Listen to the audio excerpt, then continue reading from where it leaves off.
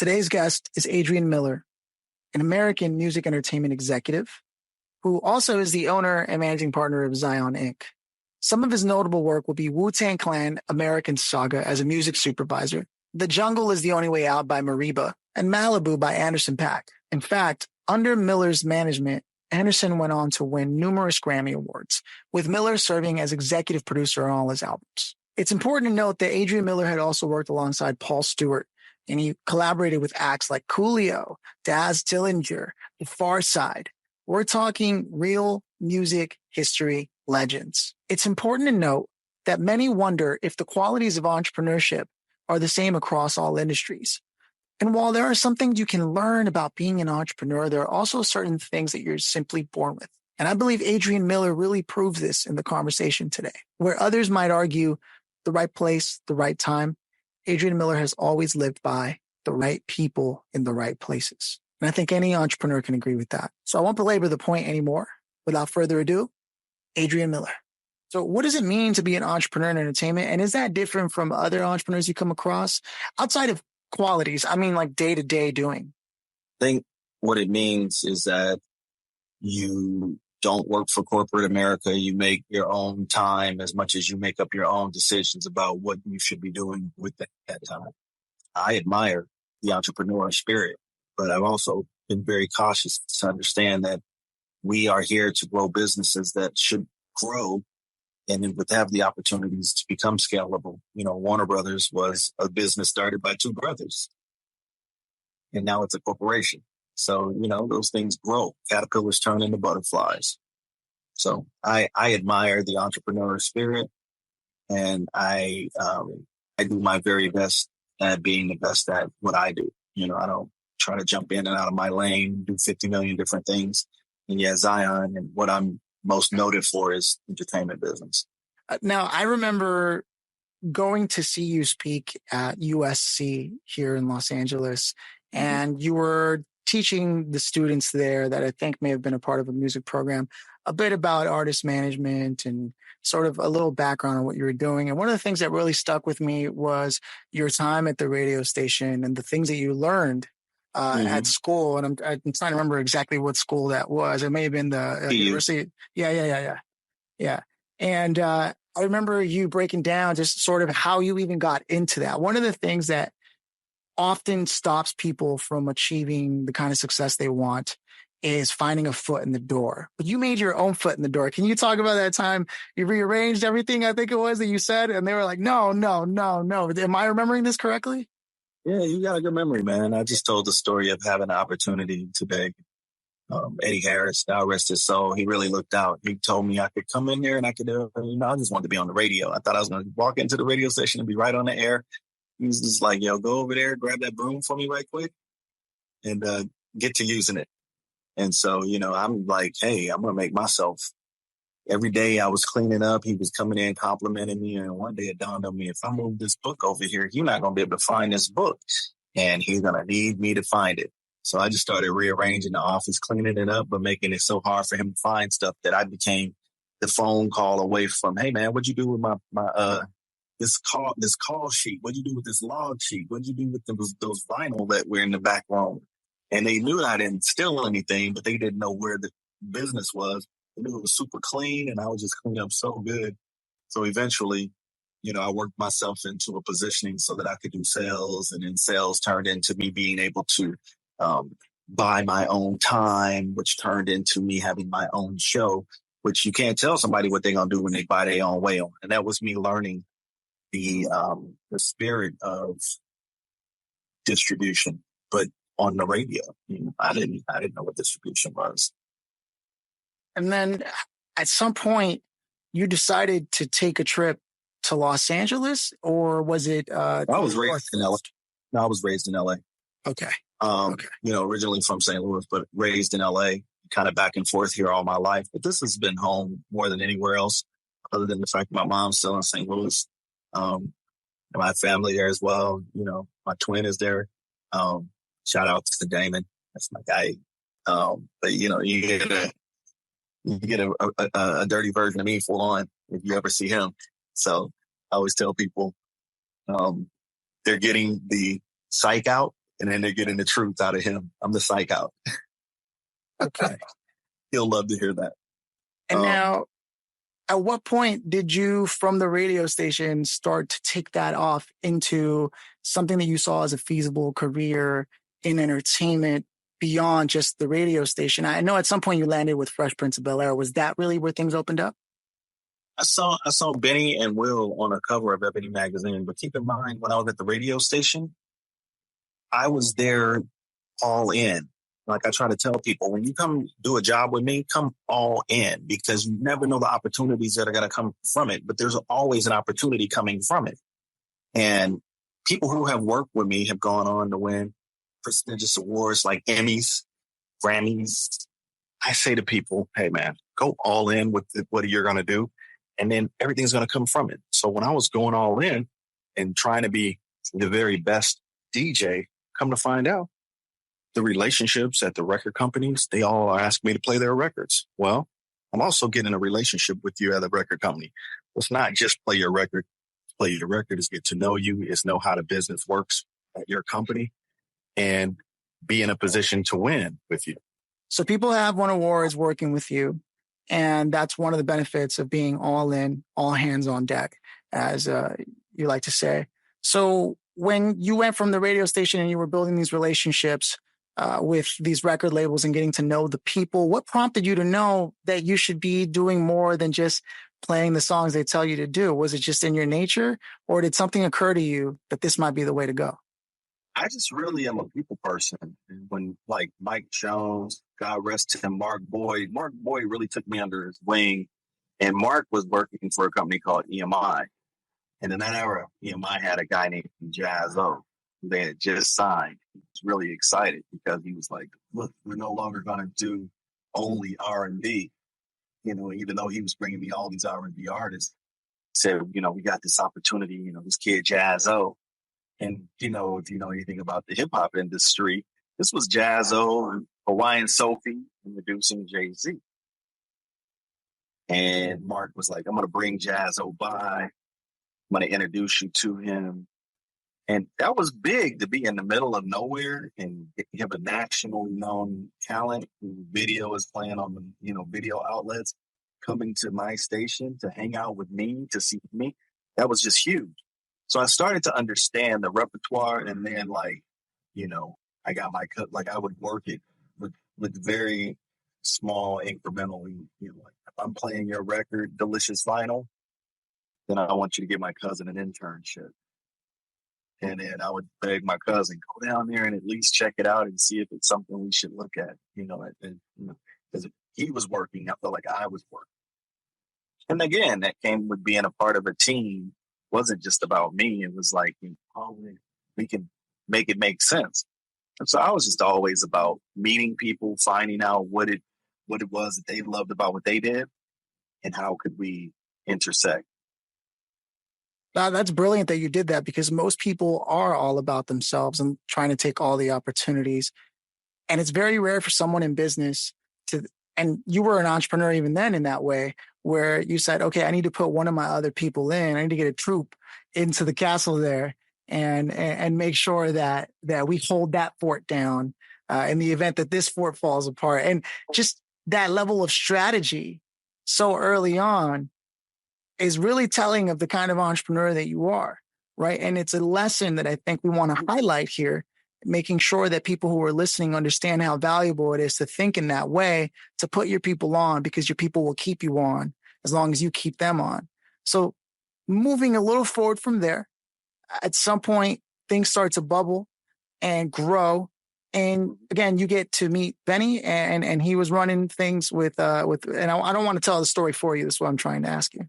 Oh, well, eventually it comes full circle after having a tenure with Paul Stewart, working for Hits Magazine, having worked for Stephen Rifkin.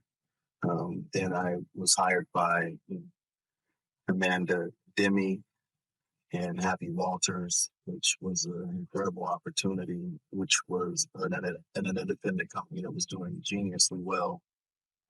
It was a matter of, how do I find my way?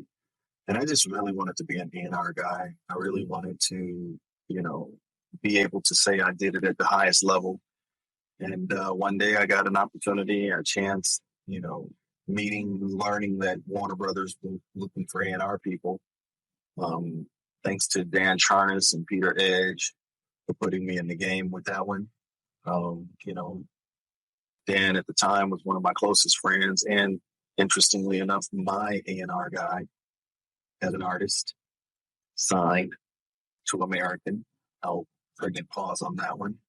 And then, Dan was like, you should think about maybe taking a job at Warner Brothers. And, I got a chance to meet and speak with Benny Medina, and he was the head of Warner.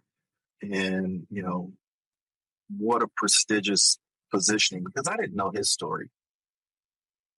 And the reality is he was a real history lesson and legend, a living legend, and still is to this day. But he showed me that this business is so many layers and so many things, but still, you have to work twice as hard to be heard and seen in the room. And he, gave me the chance to really do my thing. And my outreach at the label was, go talk to all the companies, meet the people at the companies, Adrian, before you sign anything, understand what we need, figure out your lane. And it was just all this compiled things. And if you think about it, Warner was in that era, was the top of the food chain for all the business at hand. Talking about Sire Records. I'm talking about Elektra. I'm talking about Atlantic, American, Tommy, Cold Chillin'. List goes on and on and on and on. It was so many different companies. And I had access to play in any of the playing fields because I worked for Warner Brothers proper. And I was an A&R person at the company. So I could go have a conversation with a remix on Seal, or I could be talking to my cousin who I got the job at Delicious, who had a production company by this time at Tommy Boy, about his group, the Jazzy Fat Nasties. Because keep in mind, he was responsible for and had a lot to do with getting his own business accomplished and moving at Tommy Boy. And you talk about a wonderful era of just proliferation of just so many of us getting jobs and being in the right rooms. I couldn't have told you in a billion years that this job would have paid what it paid, or I would have been in the position I was in. But wow, what an opportunity for a youngster. And I lived right up the street from there at the time. So I was real super close. It was just genius, man. I'm working with Sir Mix-a-Lot on one hand over here and on another hand over here, Karen White, Prince, Shaka Khan. I mean, Bob James, you name the individual, I have access to him. I would have had length conversations with Dan, Mark Didia, and Rick Rubin, and I talk about being a fly on the wall. Mo Austin, Benny would say, hey, Mo wants you to come up to his office, and Lenny Walker would talk me into a corner, into a frenzy. And I can remember, Michael being there, Michael Austin being there when his dad was sitting there telling us, this is the way we used to do things when Frank Sinatra was doing it. And it's like, what? And so I think I learned really quick how to just do things a different way. And I got a chance to just absorb and be a sponge. And man, it was a fascinating time. I always say I'll never forget those times in that era of my life, Somewhere during that whole frenzy, you had caught on with a great fashion trend for hip hop artists and music videos rocking the A hat. What's the story behind that? How did that come around? Again, it was one of those things where if I just told you about everything, we'd be here for the rest of the night. There were so many, start stops and things that we would have never thought kept going, but they would go perpetually and up until even now. And the A hat was something that was just really my contribution to hip hop. My love affair with hip hop didn't stop or start with just the music. It also went into fashion. Like I said, it was how we spoke, it was how we dressed, it was how we were. And, you know, at the time, I was in a business relationship with my girlfriend, and we were, you know, trying to build a business. It was going great while we were together. And then not so much when we decided to split up. But I had already done all this covert marketing. I mean, we were making product and merchandise for Ice Cube, for Tupac. I mean, you know, Naughty by Nature, everybody was really rocking the hats. At some point, you could see anybody from the Hooligans, like they were just starting off. They weren't even the Hooligans, and they were rocking outerwears. So it's so funny. I had a story told to me the other day from Gavin O'Connor about my business partner now, Max Goose. And Gavin goes, I haven't even told Max this story. Gavin goes, oh, I gave Max's son, Miles, an A-hat. And I was like, when did you give it to him? Like, I'm thinking recently, because Miles is like 25-ish maybe. And he goes, he was a baby in the crib with the A-hat. And I go, Miles had just asked me for, like, to get on with us? I was like, oh, man, come on. I can't wait to see this. Like, I sent him a picture. And that was before, you know, we had the instant cameras and stuff. So to hear those kind of conversations in the room and to know that things were happening without me, there was a movie called Planet with Hats or something. It was a Rusty Cundin film. And it was all about these hats. And they wore A-hats throughout the whole movie. I had no idea or concept like it was going to go that hard. But yeah, I mean, it went that hard and then some. And you talk about heartbroken. I went through a really heartbreaking stage in life, but it's almost as if you got to go through those parts to get to the other side.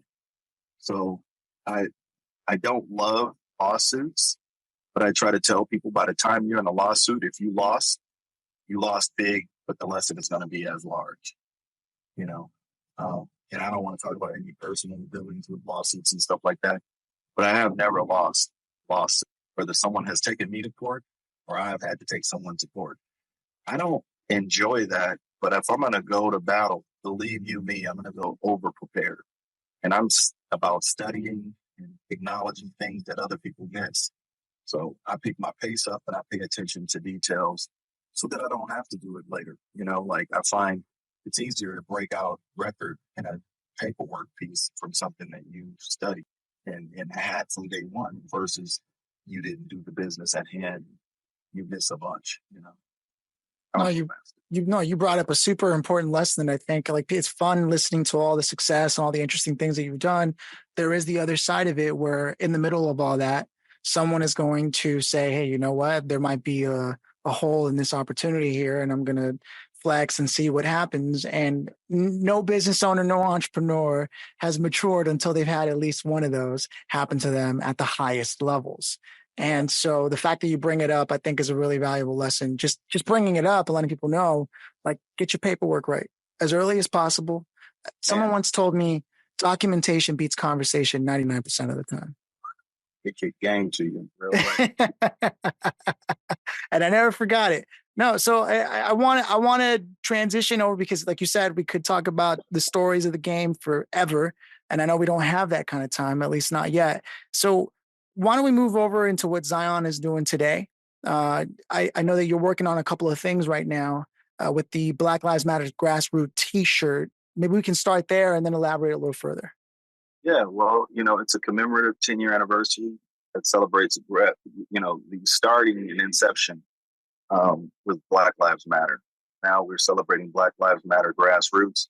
You know, I want to say congratulations to Dr. Melina Abdullah, who's now on the card for vice president with Cornel West, Dr. Cornel West. This opportunity came because she believed in what I was saying about what we could do to help really bring awareness to Black Lives Matter grassroots as a cause. And, you know, my whole point was allow me to put the messengers out there in front of it and let's go to work. And she said, Adrian, I don't know exactly what you're talking about, but go ahead, do you. And I just brought it back full circle. So now people actually are learning that what we're really just doing is giving them an opportunity to participate by buying a t-shirt, participate by getting themselves a commemorative t-shirt celebrating the 10 years that have gone by from the start of why Black Lives Matter started, to the people behind it that are the grassroots part of the organization, to Gumbo, who have become the new messengers, to Chuck D, who has passed the torch and told the story of everything in front of us, to Sway, who has given us the platform for the story that's told, that's in front of us, that's been a part of the beginning of the inception of the 10-year anniversary. And now, with all that said, I simplify it by simply saying it's merch. It's an artist merch initiative. Plus. Artists plus merchandise plus an initiative. So we meet a cause with the opportunity to be a part of it.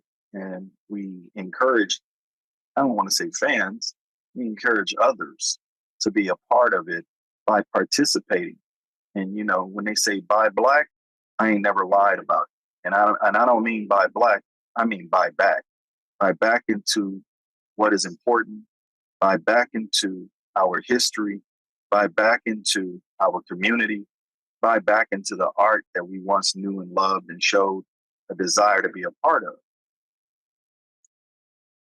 No, it's powerful. There's a lesson in economics that I think is lost in a lot of the, like, I'm the millennial generation. I'm not sure where you fall on the spectrum there.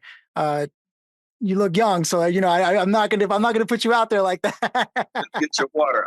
I'm 54. So Okay, you look great for 54, man. We look the same age. You gotta be healthy, baby. We are the Yeah, same. exactly. And so what I was saying was, you bring up a really valid lesson in economics of where to buy into and where to put your money, voting with your dollar.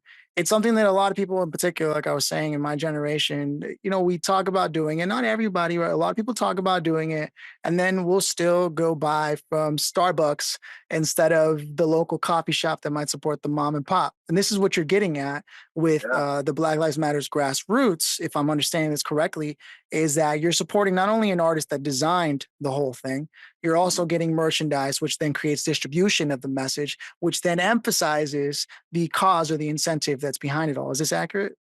100%. And make no mistake about it, the artist merch initiative can go in a lot of different directives.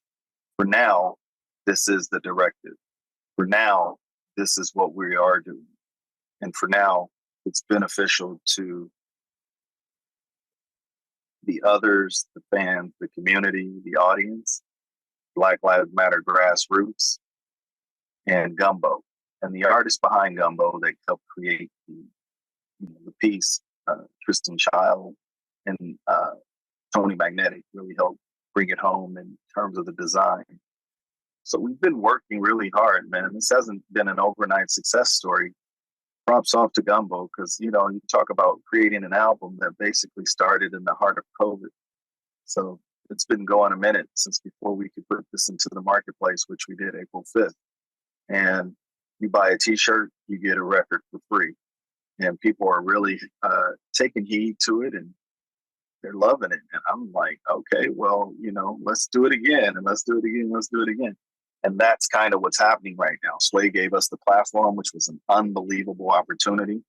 For me to be able to speak to you, honestly, is an unbelievable opportunity.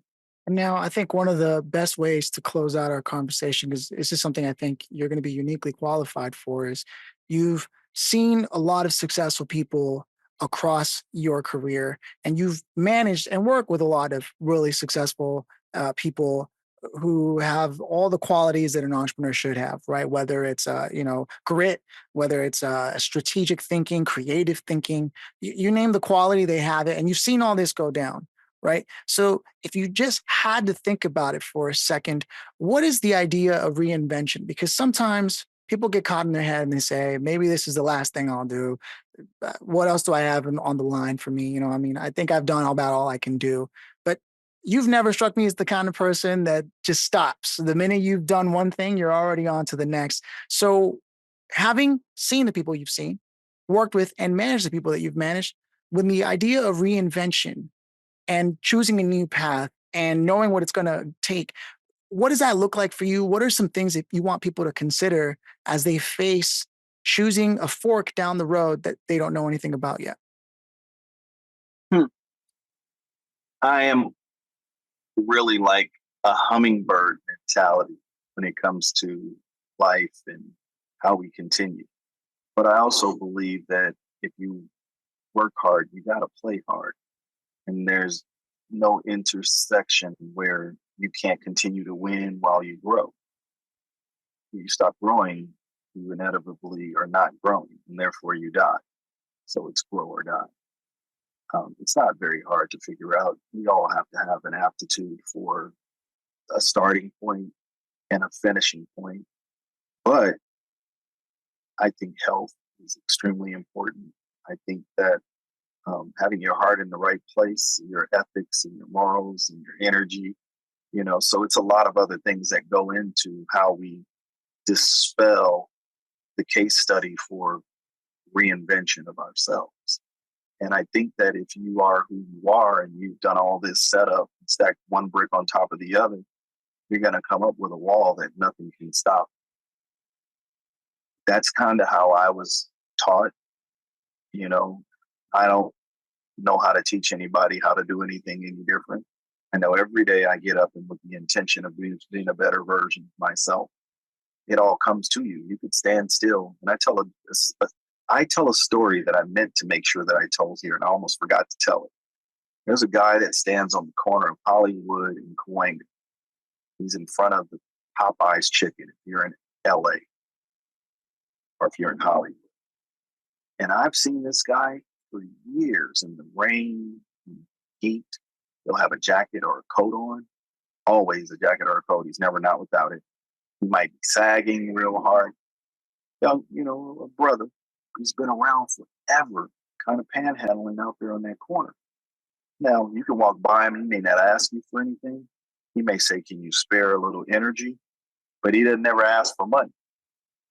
And people give him food. People give him money all day long. One day I asked him, I said, hey, man, how are things? How's your heart? He's like, man, that's interesting you would ask that. He's like, I'm good. I'm providing for my family. I'm not stepping on anyone's toes. And I feel like I'm staying in my lane. And I said, wow. Now, I was told by one of the business owners near us that he's not homeless. He's probably not balling, but he's sending money back to his family in Haiti. And I'm like, wow. And you think about somebody with consistency. You stand still long enough, consistency is a mathematical equation, and you have to give props to that. So everybody wants to go so fast and burn out. I don't know that that's not your calling in life, but I definitely know it's not mine. And I'm about taking my time, moving with a tortoise speed and enjoying life, man. We have this life. We should enjoy it together. Such a powerful story, especially because you first brought up the idea of like, if you get your character right and the inside work is being done and you're healthy and you finally have this, like you said, now you can stand still and grow up vertically, which will help you see over the horizon. And as things are coming, you can pick and choose what you want to be a part of, but only when you're consistent in the development of the inside game. Is this what I'm understanding? Yeah, and I also got to add, just because I walked out of the bank to come sit in the parking spot that I'm in, I just talked about life and the equation. There's a young man, God rest his soul, John. John decided to move out of the bank when there was someone outside shooting many, many, many years ago. Same place where I'm parked right now. His car was parked. He had to go pick up a friend from the airport, and he deemed it necessary. He's like, that probably ain't going to do nothing to me. He went and got in his car, and the guy shot him in the head. God rest his soul. Nicest guy in the world, always about helping others. He was just really a pivotal person in the whole community. So our hearts really were crushed when we heard about that incident. And, it was on the news that the guy was out here shooting everybody. The police took him down. It was a done deal. He didn't survive that day.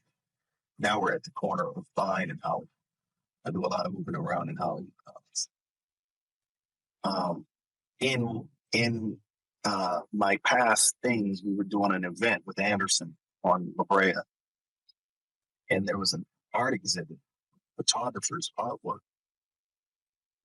And obviously this photographer was on the ground when that happened to John.